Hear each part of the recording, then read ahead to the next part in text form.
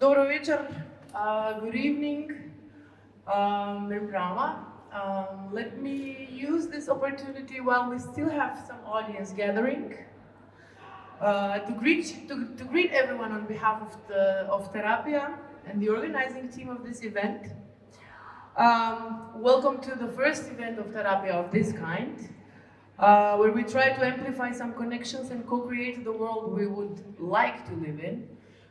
I say amplify connections because most of the people that we gathered here have previously known each other in some capacity or worked or at least danced together at some point. I would like to just point out that as we serve tonight through this glorious space of the National Opera and Ballet, to let us not forget the privilege that we have to be here tonight together,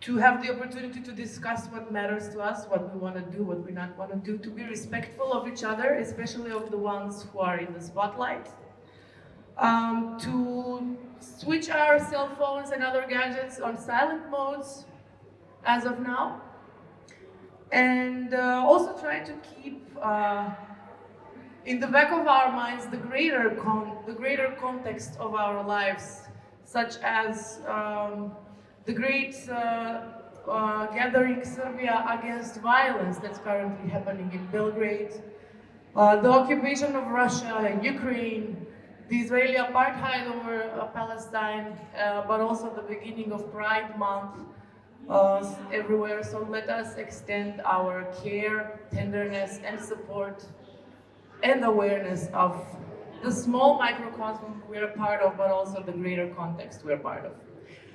At this point, I would also like to thank those who support the events of Terapija. And of course, I would like to separately name and thank all of the artists who have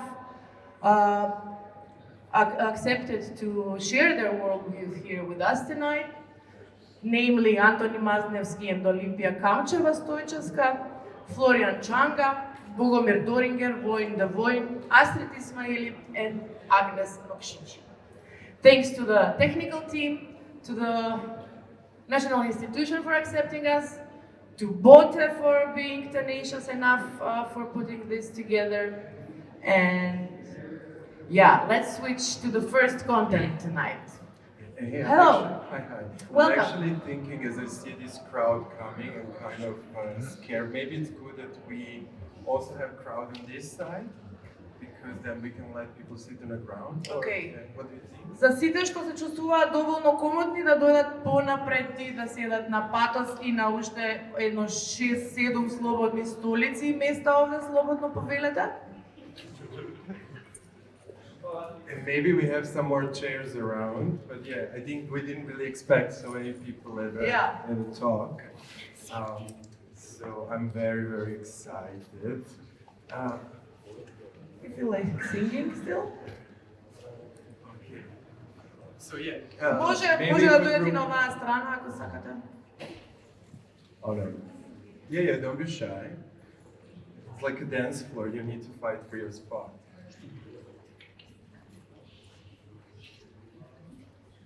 Okay, no, cool. Okay, so then let's start. I guess that's the farthest they'll go. But you know, eventually they come closer if you play good music. Bogomir, welcome. I will not try to, do this formal part of where I share where you were born and what you do. I really admire what you do, first of all, because we live in times when many of the things that concern us are kind of seen as secondary, undermined, their value not valued in the turbo-capitalist times that we live. And actually the value that we create and reflect with our lives, namely dance floor culture, nightlife, dancing itself, within a much contemporary context, within the context of clubs and festivals and going out at night, well, not so little also in the daylight. So please, maybe briefly say a few words about yourself and immerse us into how and why you're going to talk about what you just... Sure. So the presentation that I created is pretty much biographical, and then there is this moment when you kind of try to understand why you spent 20 years of your life on a dance floor in front of the left speaker, in smoke, avoiding sleeping, and kind of constantly dancing. I think it's also interesting that my research is very much about, you know, we take dance for granted. It's kind of like, oh yeah, I don't feel like, or maybe I'll go next weekend, or, you know, it's a kind of, it seems like we almost forgot that the way we dance and the way we move, the way that women dance, the freedom that women have or not have on the dance floor, the way that, you know, you just move your shoulders or your hips, or you're too feminine or too masculine. These are all like long fights through history to liberate our body or to control our bodies.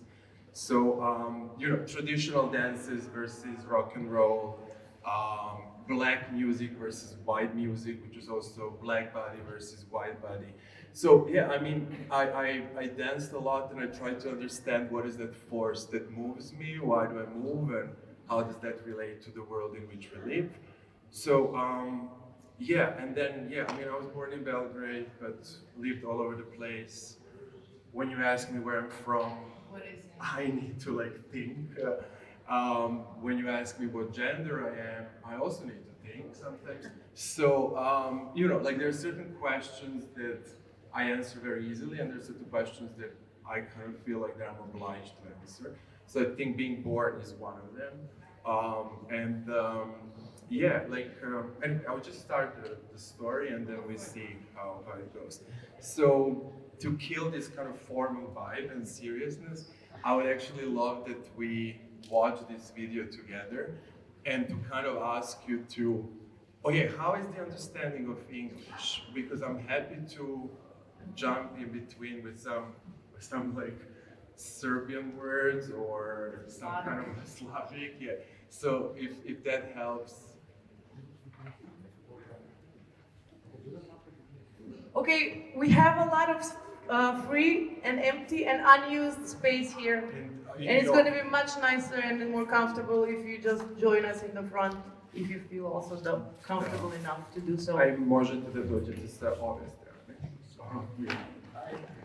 Okay, ovo su ozbiljni rejveri ovdje.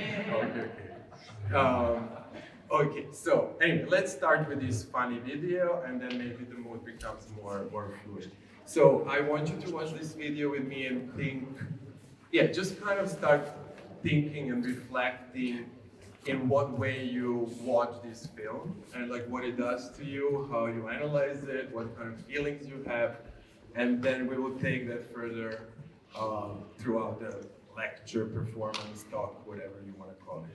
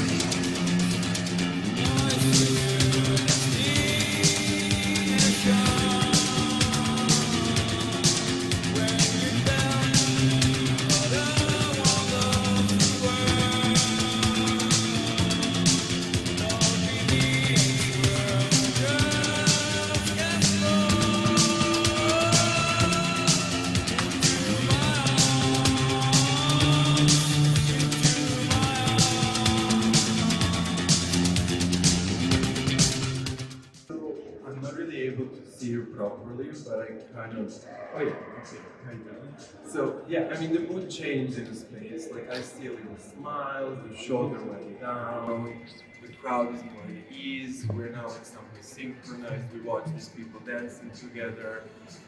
We maybe have our memories of the dances we did in the 80s. We maybe think like, oh, those times were amazing. You maybe think, oh, that's me. You maybe think like, what the fuck is going on? Why they're dressed like that? So, you know, there are like all these diverse emotions, but there are also all these different categories that we're trying to fill in, and categories that we're basically raised or trained or educated to constantly fill in when we encounter the others. In this case, it's interesting because these people are non-verbally communicating, so we cannot judge them based on their vocabulary, their education, their status symbol. So in a way, they're above us. In a way, they're free, and they do something that we maybe don't dare or we can't do.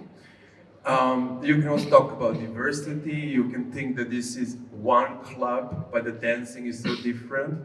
You can think about fashion, about the amount of makeup or spray, hairspray that needs to happen. You can see that some of these people synchronize. They're one. They're like Lockheed's actually in this case. So you know, like there are all these different ways of analyzing dancing. What's important to know is that this is in 1986, 1989. These people are neither high, neither drunk. They're actually teenagers, some of them. They had to be home by midnight. So you're like, okay, well, you know, they're so free and they're not scared of this big camera in their face. If you think that the cameras in 80s were like, you know, this kind of big lights, this kind of big camera, you know, if people come with a phone today to our face, we're like threatened, we're aggressive, we are uncomfortable, we distrust technology. So yeah, okay, I think I listed like multiple options. You can also question in what way these people challenge gender norms, how they play with it, etc. So I dance alone and dance of urgency. So basically I now call this journey sort of how I danced alone, the dance of urgency. And yeah, the whole story starts for me in 1999, which is actually also where Miss Kosovo, Astrid is maybe somewhere here, but Astrid will be performing later, and I heard in lyrics that Astrid sings 1999, and also refers to the same event, but from a very different perspective, and me maybe from a more safe zone, because I was in Belgrade and Astrid was in Kosovo. So, you know, like I learned to dance in Belgrade, I learned to dance in times of war because I was a kid, and also 90s were my teenage days, and 1999 was the year when bombing was happening, and basically I just spent so much time next to the speakers, much bigger, just dancing. And when I moved to Belgrade, to Amsterdam, I tried to understand what was that. But to kind of illustrate you, and maybe even it's a little bit triggering, but I wanted to show this mix of emotions that were happening at times of dancing.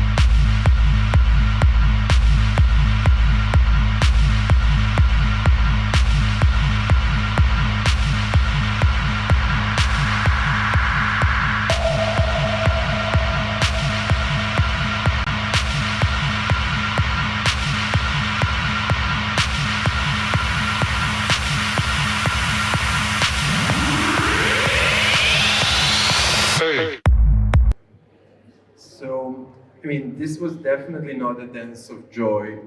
I mean, it's interesting when we think about dance, if the emotions that we're expressing are always this kind of happiness, as in, you know, governments often think of dance as, you know, collective joy and like this everlasting call and repetition. And I mean, it was a form of trance, it was a form of fear, it was a form of a middle finger to Milosevic, it was a middle finger to NATO. It was maybe, some people say escapism, some people say planning of political opposition, student protest, eventually maybe, you know, those protests actually even turned into Exit Music Festival later.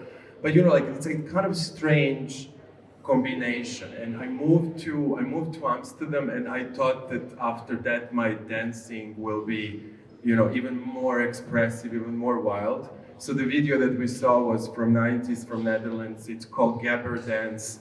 I think it looks a little bit like Dizelashi in time of 90s in Serbia, but it's like this particular style that came from mostly working class in Netherlands, very fast beat, very expressive. So I thought that that's the club culture, that's the dance that is waiting for me there. But what I encountered was actually nobody moving, dance floors were off, a lot of rules, clubs closing at 4 o'clock. So that kind of extravagant, fast movement was over, and definitely 90s in Serbia were over for me.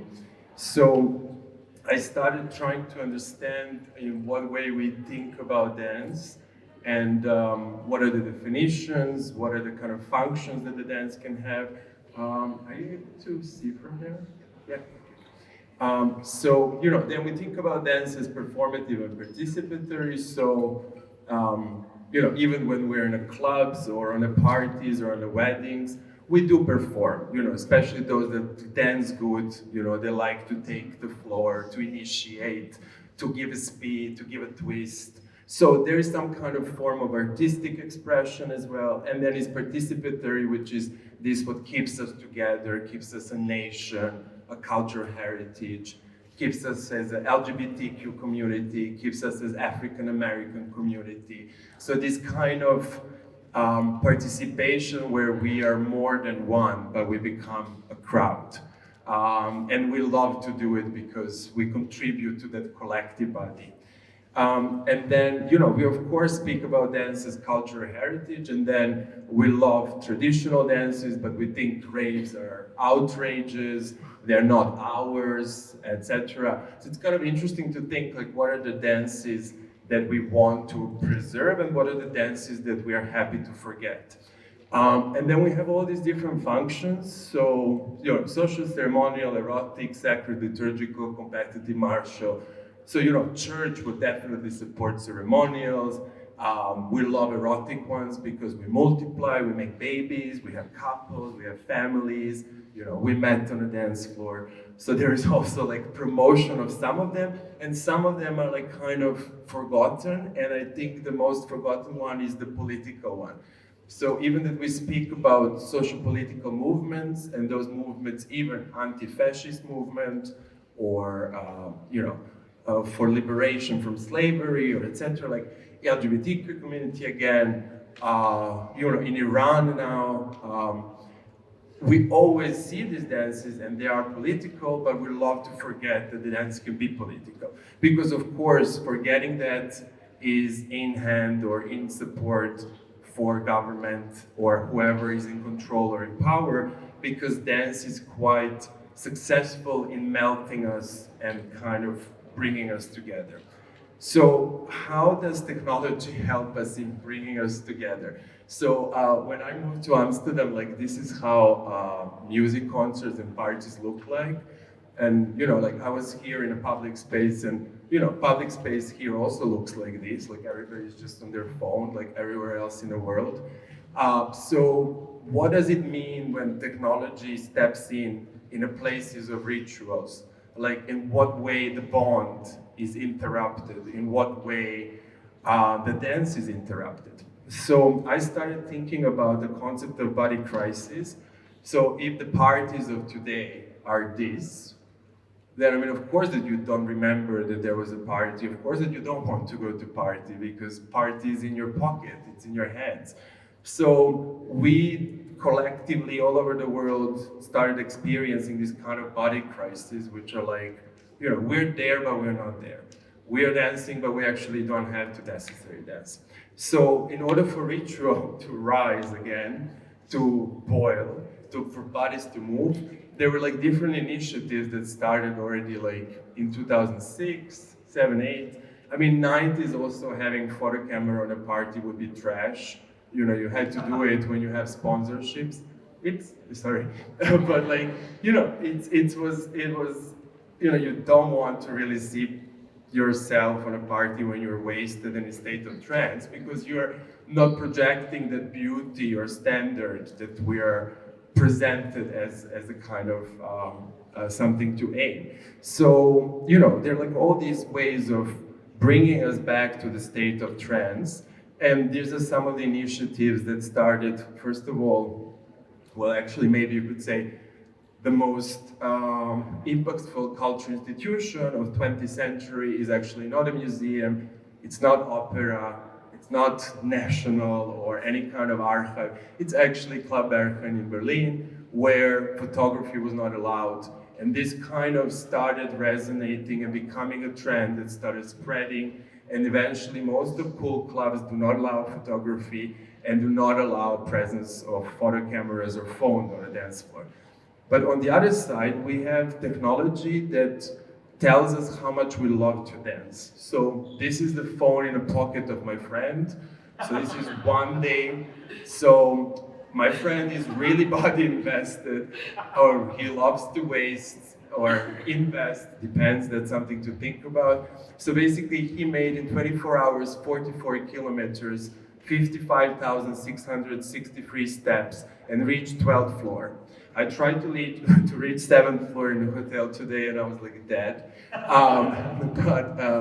You know, this is somebody's physical condition. You could say this person consumed certain amount of water, used a cab, bought drugs, bought drinks, paid for tickets. So in Netherlands it was important to convert the numbers of night into finances so that we can fight for change of law, how clubs are treated, when the clubs are closing. So when you can prove to city that night economy is more beneficial than day economy, when you can prove that tourists want to come for those rituals where photography is not allowed, then you can convert that in money. Then when you convert it in money, unfortunately, but you have to, then you can also start pushing other boundaries, which is opening of new clubs, creating experimental spaces.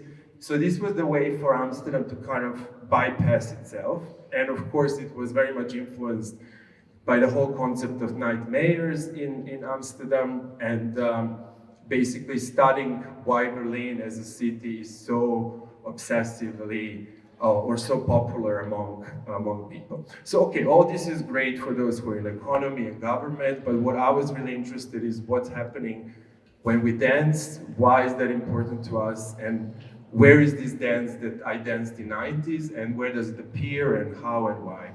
So I started attaching camera above the dance floor, so kind of thinking of crowd as a microscopic sample. Sorry, I'm so actually excited. I need to have some water. Or Heineken beer.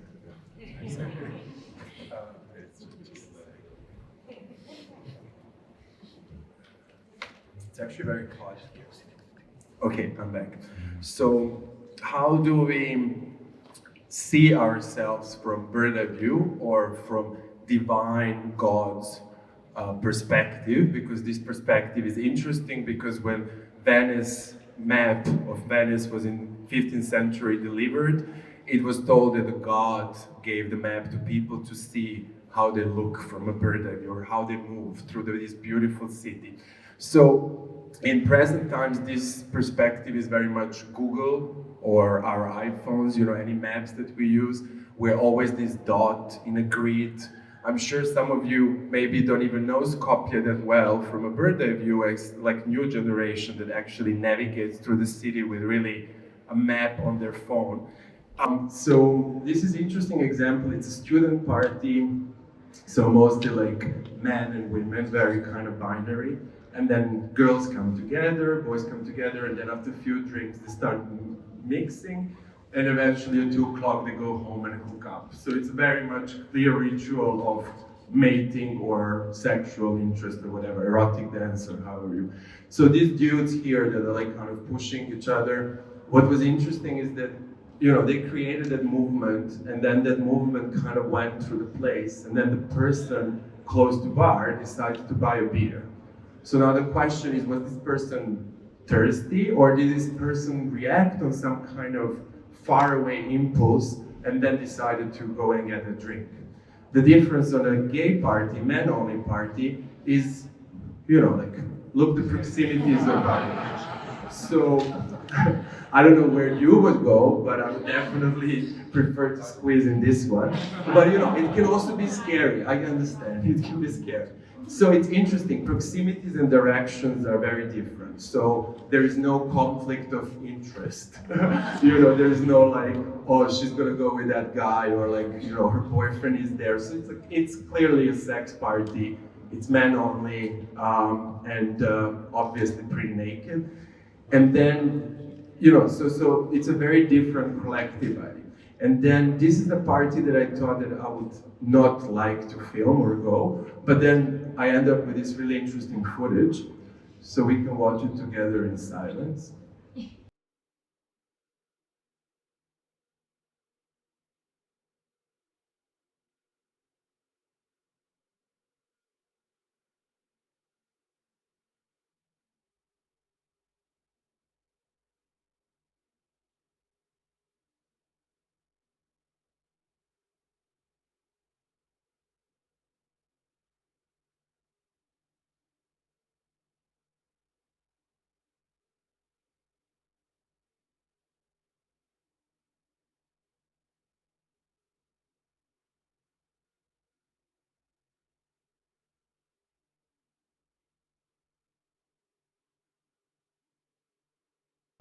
So it's still men only. It's interesting when you think about clubs at night, it's very much men, very much often men only.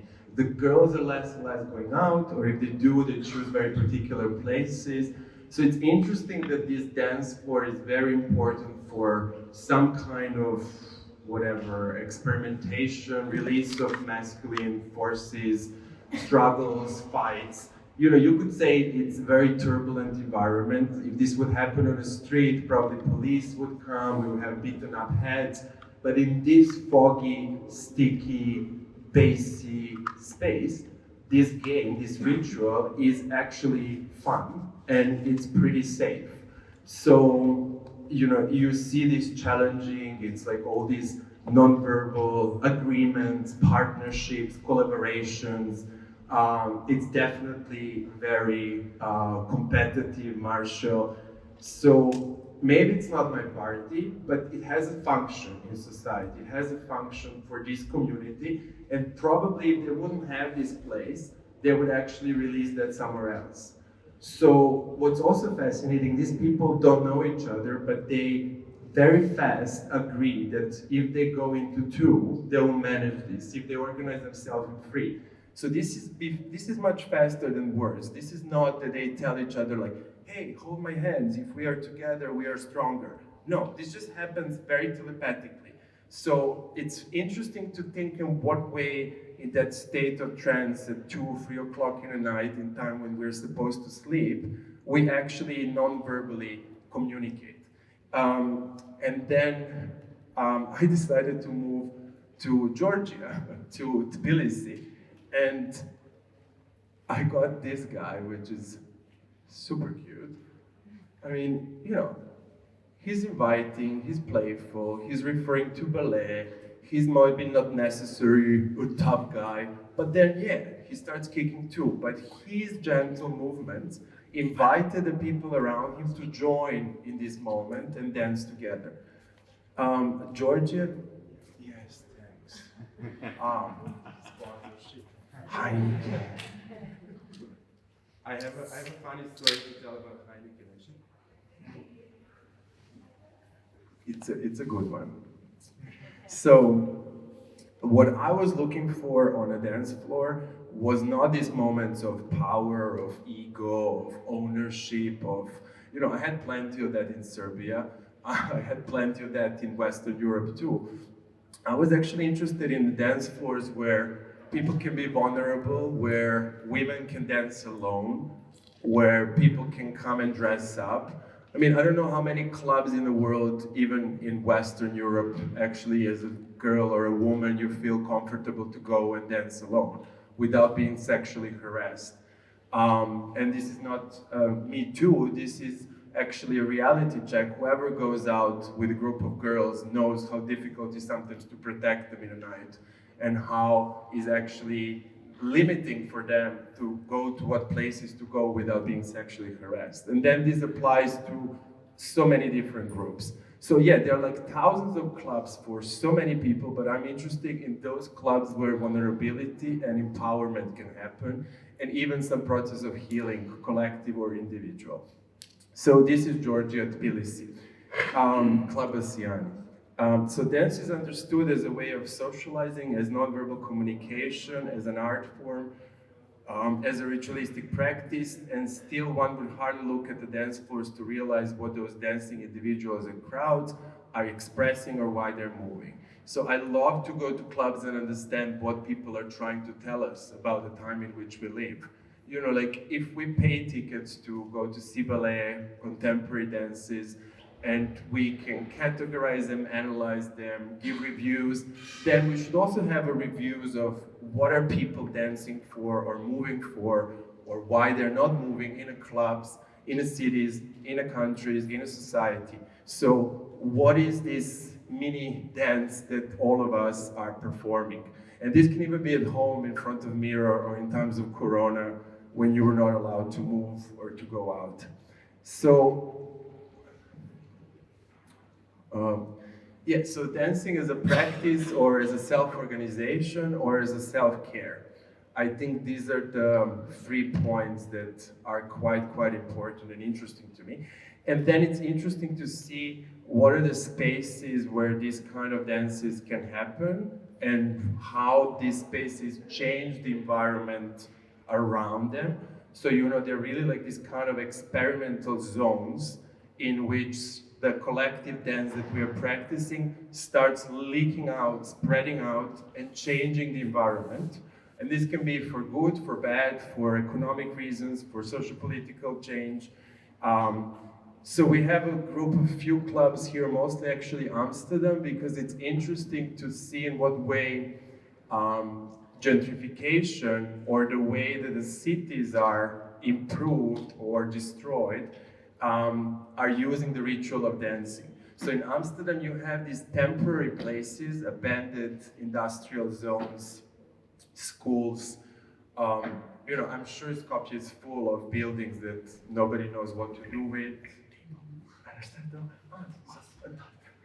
Okay. Hvala, thanks. Or is that like a go-go dancer's podium? Yeah. So, you know, it's interesting to see when you allow a certain group of people to dance for long enough, in what way that environment also changes. And yeah, some cities are smart and use this very well. Some try to forbid it. Some, for example, like in Kiev, in Ukraine, K41, amazing club that opened in times of pandemic, totally fascinating, another level. Nothing else in the world exists like that. Maybe same designers that did Bergen in Berlin. Like super nice club for a very particular community, all again around this idea of a safe space, empowerment of new generation, and as a social political opposition. So, yeah, unfortunately, yeah, in times of war, well, actually not. In times of war, this club is still working, and it has that function of healing, keeping community together, and even collecting money for those who are in need. The most interesting club for me is definitely Basiani in Georgia. I think it's also interesting to think that the most fascinating club that I'm putting on a map or thinking about actually comes from Eastern Europe or ex-Soviet countries, or however you would like to think about Georgia, but basically this club placed Georgia on a map. So I remember the times when I had a colleague at the university, and she was from Georgia. Nobody knew where Georgia is. Everybody thought of Georgia as, country in the States. So now when you say Georgia, and like people immediately say, oh, Tbilisi, oh, nightlife, or so it's maybe random, maybe not that important, but this place did change not just the crowd and the youth, it also changed the environment, created new economies, changed the law, created social political movements. So the Bassiani ravers say we don't go to Bassiani to escape, we go to make a plan how to change things. Or when we rave because we remember what waits us outside. This is why we rave so hard. So these people gathered on the street not because some political campaign invited them, because somebody put some posters in a city, bought national television. They gathered on the street because they danced together, it was working, they liked it, they were different, they were in conflict, but by dancing together, they realized that they can imagine and live together and therefore fight together. So I will play you a little sound from that club. So just keep attention to the screen that happens in the video.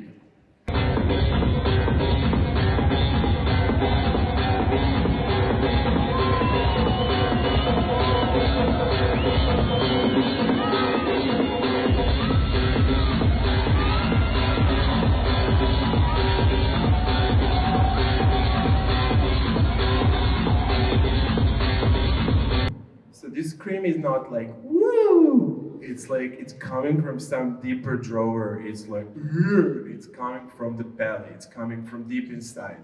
So it's very much what I actually remember in 90s as a teenager.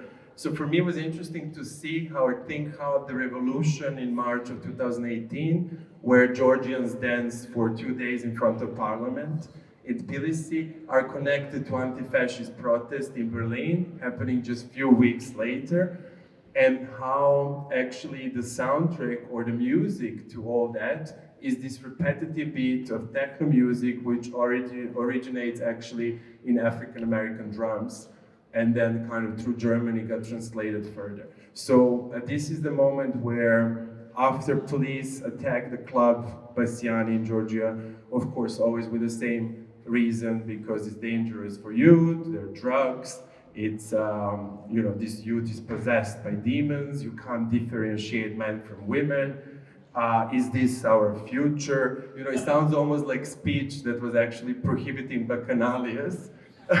So, then this youth actually stood up, came in front of parliament, you have neo-Nazis behind, police is of course collaborating, it's a moment of shall we let them in and let them beat up this youth? But then what's happening, the whole world is watching because of social media, of course. And in this moment, the sound system comes and youth starts actually coming together and being empowered by the music.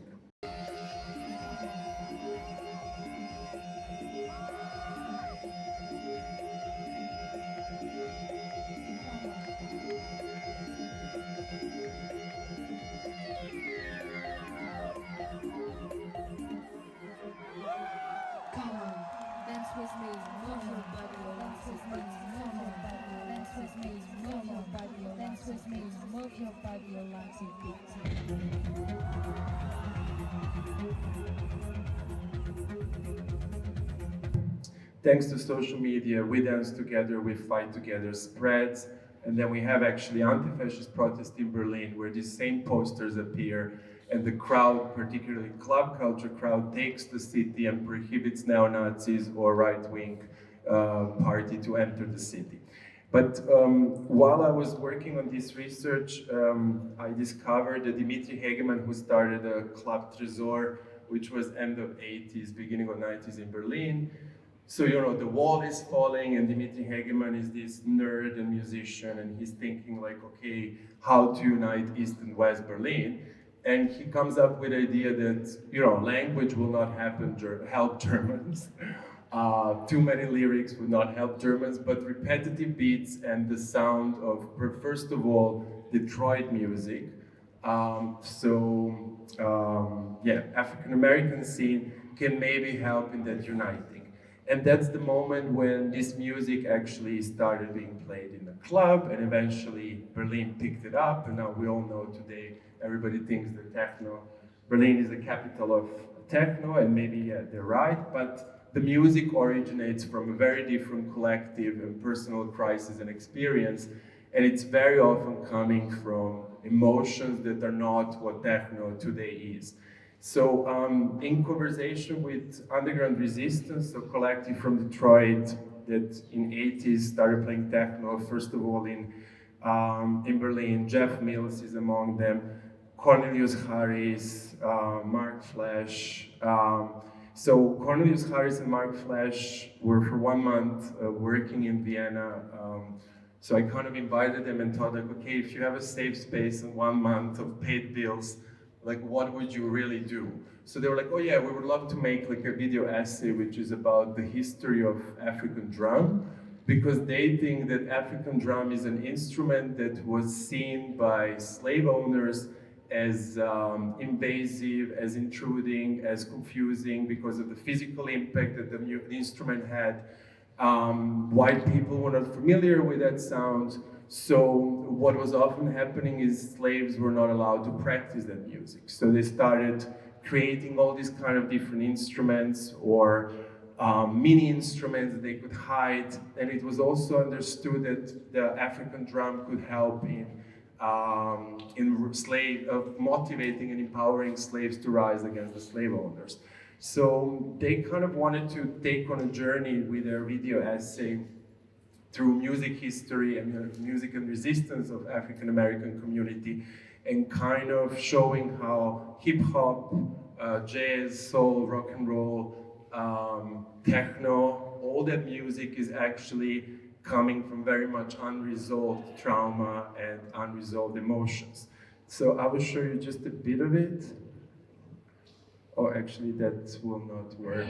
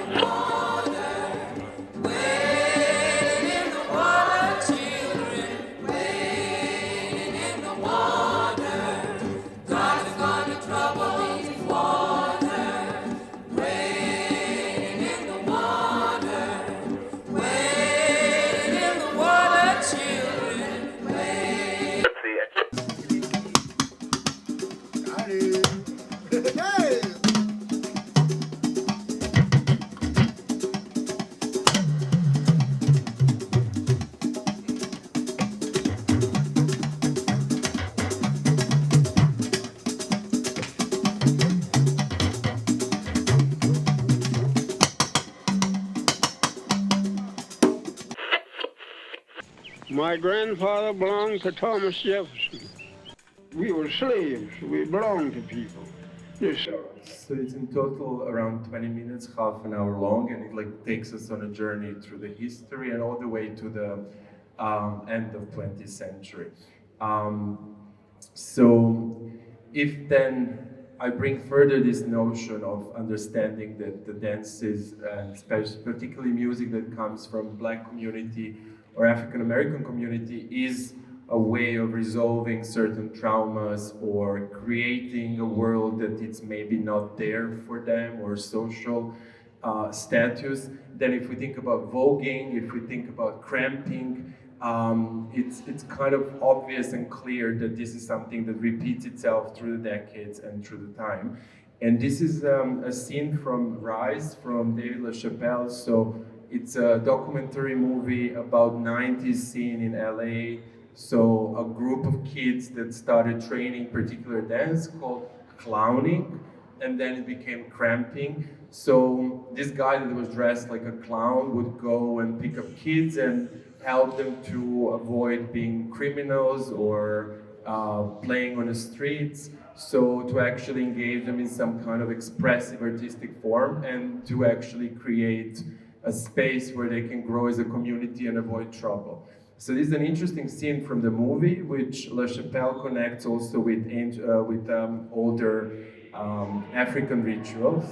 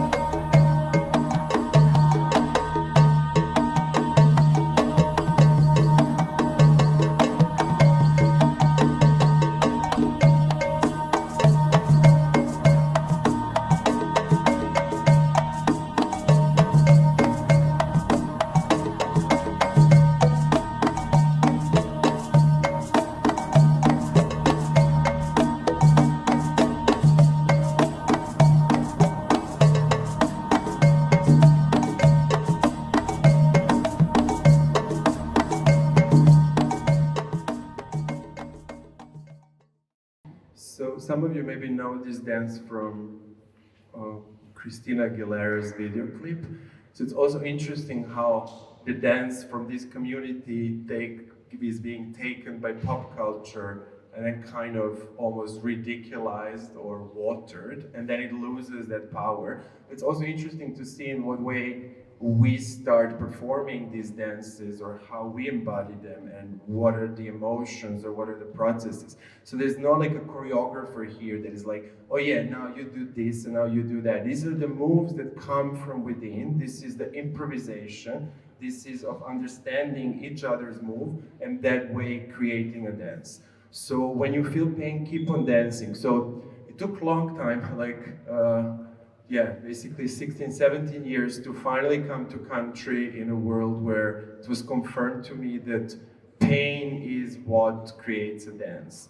And of course, there are different dances, but the dance that I'm interested in is a dance that comes from pain and the movement that comes from pain. So coping mechanism, if I stop, I will die. If I keep on moving, I will live. Or I'm ready to embrace the death, but I will embrace it while moving, as a very powerful, as a very different, as a very strong, as a beyond you sitting, standing, not moving, not saying anything. So dances and uncertainty are by no means strangers.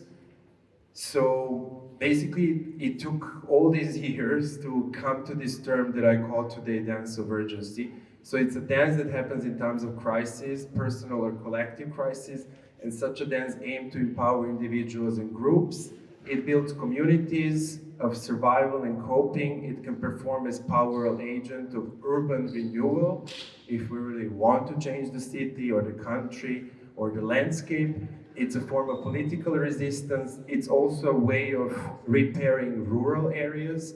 I think in contemporary times, everybody's focused on cities and what we're gonna build in cities, while countryside is dying. So Germany, for example, is putting more and more money in bringing communities and creating spaces for dances in countryside where nobody wants to live anymore. So it's a kind of, it's a constant movement. And then in times of pandemic, you know, you could say like, oh, okay, I don't give a fuck about all these people. This is not my culture. This is not my life. I don't relate to this. But then the event that really kind of maybe can globally makes us understand of what it means to not be able to move was definitely pandemic and Corona, where it doesn't matter what, well, it matters what passport you have, but suddenly government says like, no, you're not allowed to move. No, you're not allowed to come together. No, it's dangerous. So no socializing, closing of all space, interrupting the culture, putting everything on hold. And what happens? People freaked out and dance at home. They danced on TikTok. Suddenly even those people that don't go out will be like, oh, I would love to dance, or just a little bit, the juska međanas. Suddenly everybody wanted to juskash.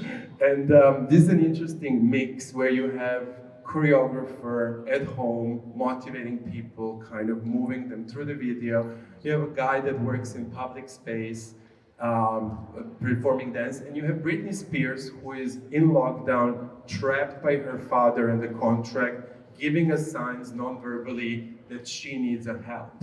So I will just show you a little bit of that kind of pandemic absurd.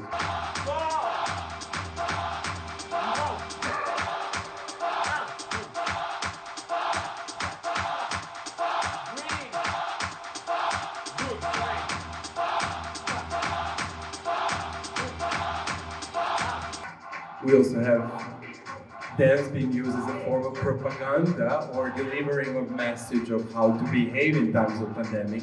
So it's like this explosion. TikTok exploded in Western Europe in times of pandemic, and mostly through dance. And then we have also digital world that is exploding, and it's fascinating to watch these digital bodies moving. We have virtual reality that is trying to recreate raves. So you have people in virtual reality meeting in front of the sound system, like illegal rave.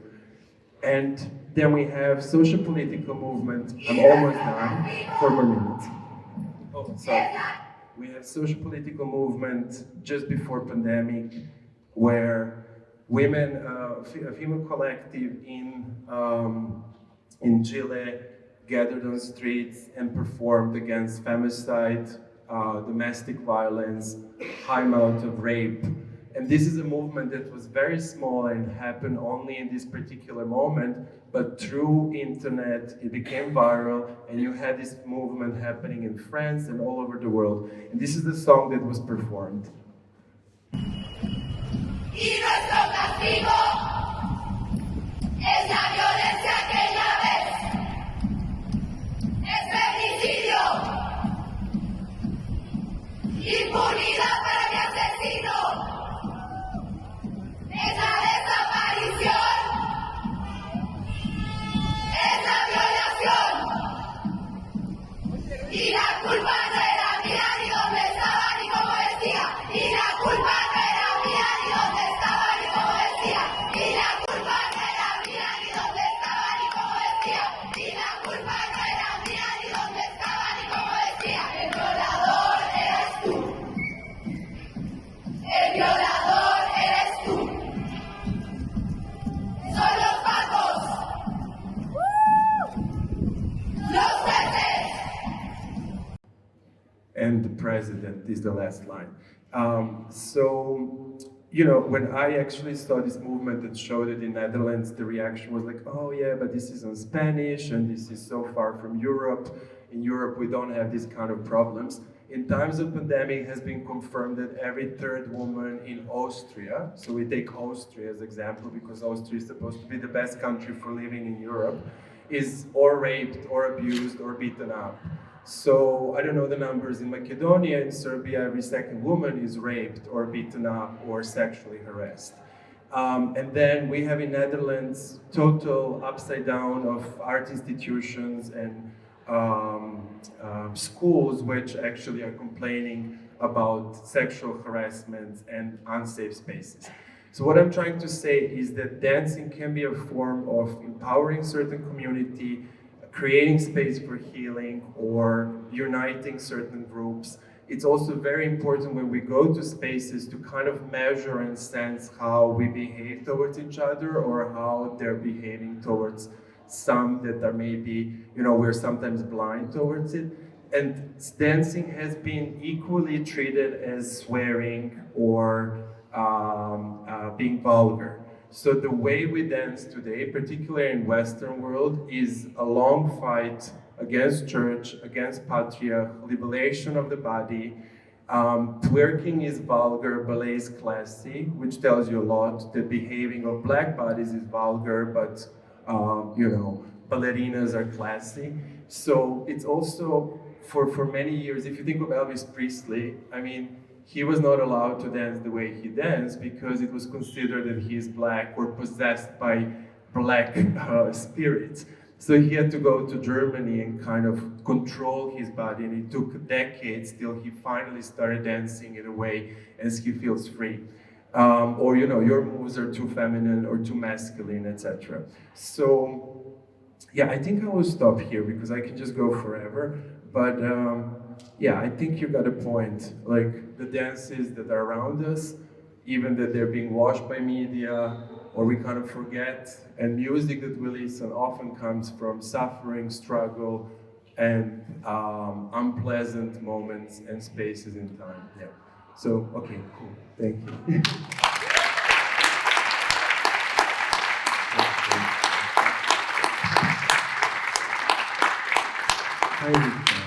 Hey, yeah, have a sip, relax, breathe in. Thank you so much, Bogomir, for this, I would say, a bit compressed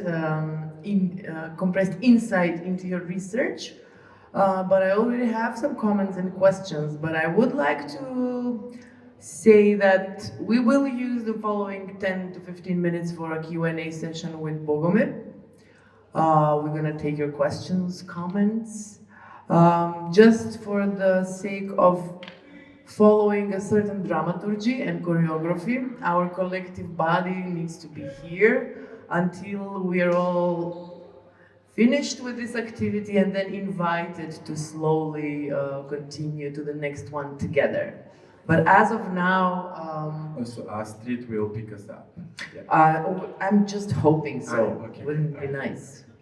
Yeah, so for now, I am opening the floor and the mic actually to anyone who might have a comment, question, or anything else on this topic that we just heard.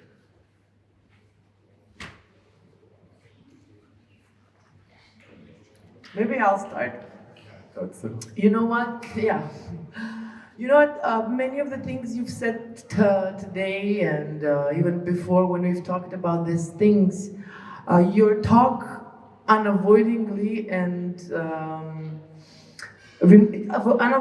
reminds me of a film that I've seen made by a girl from your birth town, how ideology moved our collective bodies, and everything that you do and say makes me think of this.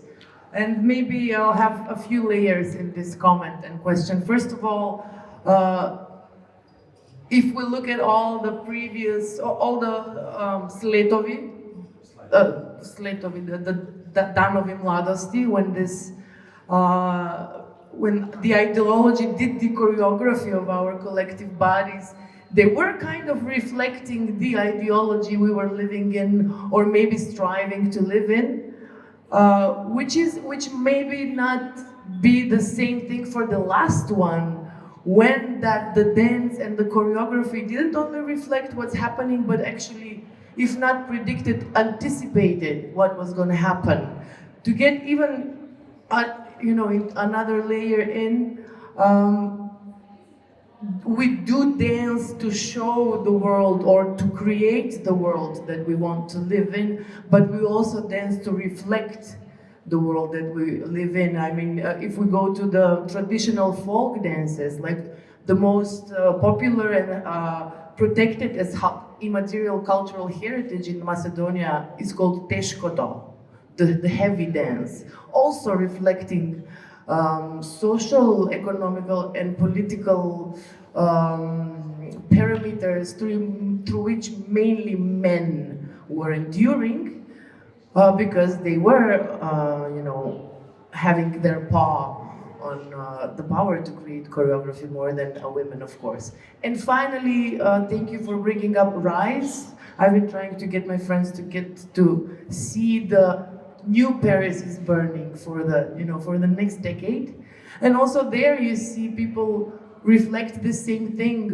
Instead of joining gangs and literally fighting, they're joining dance gangs and literally fighting through dance, because they were, as far as I remember in that film, they literally have certain dance moves that are adequate to certain hits and punches and the amount of pain they inflict. And so even the audience, when they do dance, the audience knows who wins and who loses, and so on and so on. So this duality of reflecting but also anticipating our reality about the dance. Or reenacting your struggle for you by challenging you or provoking you, so that you can release and resolve. Release sustained energy, oppression, whatever you.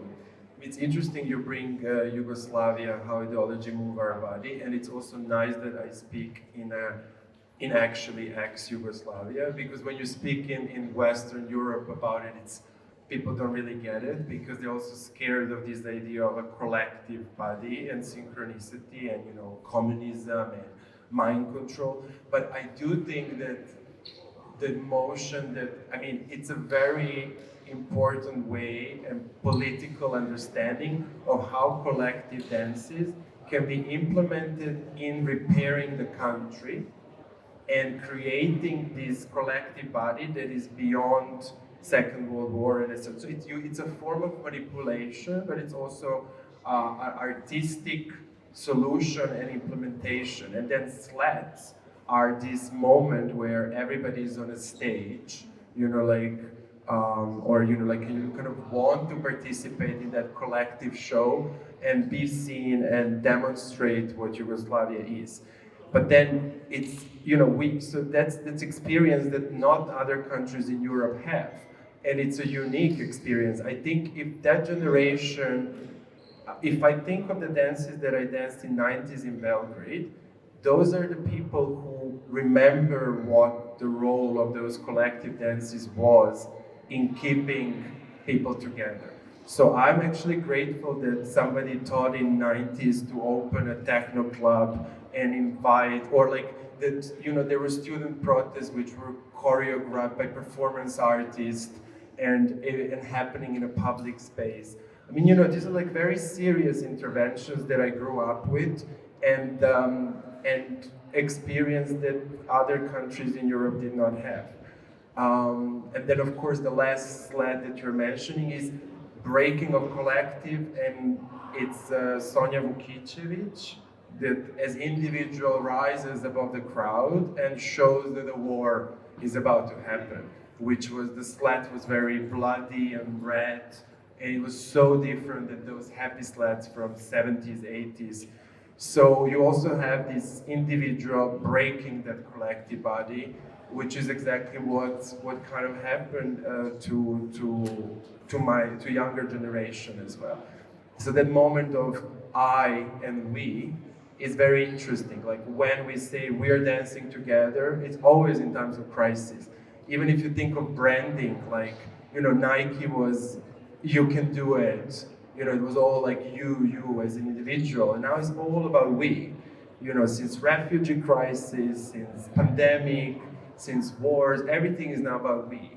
It's all about this massive body and crowds, because it's actually a sign of crisis. So for me, crowd is also as equally fascinating, is equally scary because it's like a bad weather that is about to come. Yeah. So I just see that people are slowly moving. I mean, maybe we can also. Well, sure. maybe one more question, if we still don't have anything from the remaining audience, and thank you for staying and listening to us. But I think I strongly feel that this should be brought up in this discussion, what I'm about to bring up, as I often value my opinions high. Hospitality and values. The thing is, everything you've shown us and everything you've, wholeheartedly researched and analyzed still goes along only for abled bodies and for able-bodied people, not only able in terms of being able to climb and get down certain steps and stairs and dance, but able in terms of a club is generally a very violent place. Dark. Violent in terms of violent for, let's say, a non-young, non-abled body, in terms of you get pushed around a lot, and sometimes, even though the intentions are not so, those pushes could be quite harmful. The loud music, usually the bad quality of the sound system is what really causes harm and damage to our organisms. And so, have you thought about, our collective body, our bodies as extensions of each other's are, of course, not, a certain part of our collective body is not seen here. And it's, have you thought in terms of analyzing this? Of course, it's a matter of accessibility and fairness, but still, I'm interested if you've ever thought about this aspect, Yeah, it's perfectly fitting this slide because it's a question of hospitality and values. So most of clubs that are really amazing there's always a host. There's always somebody who's organizing parties. Not just like, the values of the place resonate from the security to the wardrobe, to the bar, to the lineup, to the lighting, to the way how people will behave. So even though we think that it's all about us, you sense the space, like we were sitting yesterday in front of opera and whoever passed was so polite. So I said like, wow, Macedonians are so sweet and kind and not like Serbians, like they were like, nobody would say hello. Then I realized that the behaving changes when you're further from opera because opera is opera. So it's a high culture, so you kind of, you adjust your body. So it's interesting to think about how in this space, where it's like 17,000 people on LSD, you can let this madness happen, and how is possible that everybody in that state of, sometimes tripping on LSD for 3 days still can come and participate. So you mentioned sound. So if you want to really welcome everyone in that outer state of consciousness, it's not disabled or enabled, or it's not being disabled, it's actually being vulnerable or weak. So there are ways to, of course, think how the sound system is distributed. So that red is for those like hardcore kicking, orange is already less, and then yellow, green, and blue is soft space where you can still be part of this large picture, but not necessarily have that same strength as those in the first row. But the whole topic of inclusivity, diversity, and thinking about what these spaces are and who cannot access them, really started creating new parties in, all over the world, but for example, in Amsterdam, there is at the moment party where the lights are much stronger, where if you're coming with a wheelchair, you can actually send an email so that they can bring you on the staircase down, where deaf people can still come. So there's a lot of research on what is the music or how does it sound, what is the impact, how intense is, if you have anxiety. So the new scene, new generation is really taking all those values. Like it's almost beautiful to see the things that I was kind of fighting for, or like group of us, now is becoming a kind of a standard and almost, just a way of thinking. Yeah. So so thanks for bringing that one. I mean, it's obvious that creating better conditions, it's not obvious, we gotta make that obvious, but now you're making it. It's obvious that making better conditions for the underprivileged or the underrepresented always necessarily makes better conditions also for the ones that are dominant, or even though the majority thinks the opposite. It's just something to kind of, it's also what I see as a problem at the moment is that you have in Western Europe this kind of very much EU understanding of creating spaces, which is very much fitting in a certain categories. And that's becoming almost a surveillance in itself. So what's more interesting is to see in what way, for example, again, Bassiani in Georgia, they did not want to create space particularly for those and those groups. They wanted to have a hooligan dance next to trans sex worker. They wanted to have a group of women coming alone and dancing next to aggressive, problematic, or men. So they wanted to choreograph those impossible dances, and then by leaving them out to kind of multiply this. But then it's again a question, who first enters the party? So who is the first group that takes the dance floor? And you always have to make special invitation to those, because those are the ones that are scared, maybe don't have a space. And what's interesting then, by us dancing together for free for weekends, we start dancing similarly. And just by understanding your moves or embodying it, I also start understanding you and you start understanding me.